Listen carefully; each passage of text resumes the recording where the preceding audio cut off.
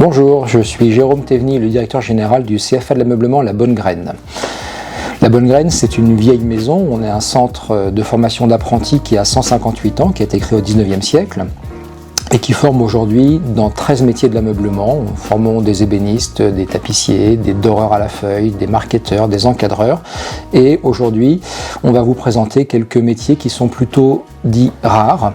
La dorure à la feuille est rare parce que peu d'élèves embrassent ce cursus, mais sont tous insérés, et le métier est indispensable pour la conservation du patrimoine, mais aussi pour la création, pour tous les chantiers qui existent aujourd'hui. Donc cette spécificité de métier est celle qu'on défend dans nos murs depuis longtemps. Les apprenants alternent des séquences en entreprise avec des séquences à l'école. Quand ils sont en entreprise, ils réalisent les travaux nécessaires à la bonne marge de l'entreprise, les chantiers qui viennent au fur et à mesure. Et quand ils reviennent à l'école, ils vont travailler à la fois sur des cours d'atelier, la réalisation de pièces, on est dans des métiers de fabrication, de création, en tête de réalisation de savoir-faire, et vont alterner avec des phases d'études théoriques, des cours de dessin, des cours d'histoire des styles, des cours de technologie, qui vont servir la pratique en atelier. Et pour le coup, les parcours débouchent souvent sur de l'insertion professionnelle, même très souvent, puisqu'on a des taux d'insertion qui sont proches de 90%.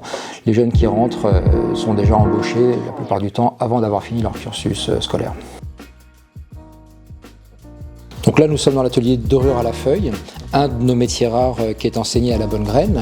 Le doreur va apprêter un support de manière à pouvoir préparer la pose d'une feuille de métal précieux. Alors on a souvent de l'or, on pense à l'or jaune, on pense à Versailles, on pense à tous les grands chantiers de restauration, mais le métal précieux peut être aussi de l'argent, de l'or blanc, de l'aluminium, du cuivre, et en fonction des différents sujets, donc le principe est de recouvrir avec cette feuille de métal.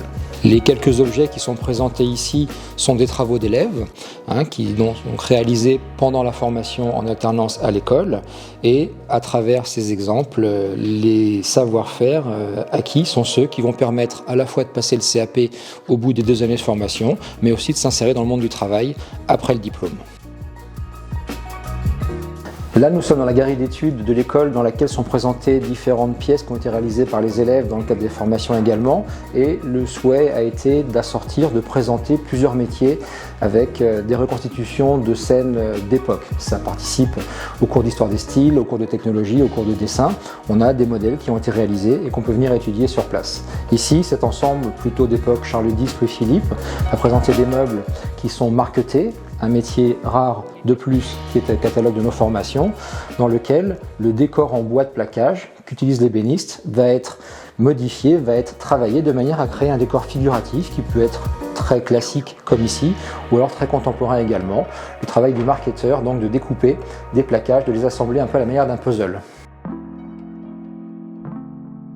Les 2 derniers métiers qu'on va présenter aujourd'hui, l'ébénisterie et la tapisserie, seront présentés volontairement ensemble pour montrer aussi comment dans l'artisanat, dans les métiers rares, la nécessité de connaître ses partenaires et de travailler ensemble est importante. Donc là aujourd'hui, les élèves sont sur un projet de partenariat avec l'Académie de Versailles pour la fabrication, le réemploi de pièces anciennes d'une résidence universitaire qui a été démantelée, et les matériaux récupérés, les vieux meubles des chambres d'étudiants, sont retravaillés de manière à créer des ensembles neufs. Et là, les tapissiers qui vont faire des tabourets, un canapé lit, qui font des fauteuils, travaillent en collaboration avec les ébénistes qui réalisent le mobilier d'une chambre d'étudiants, de manière à montrer aussi comment les métiers peuvent travailler main dans la main.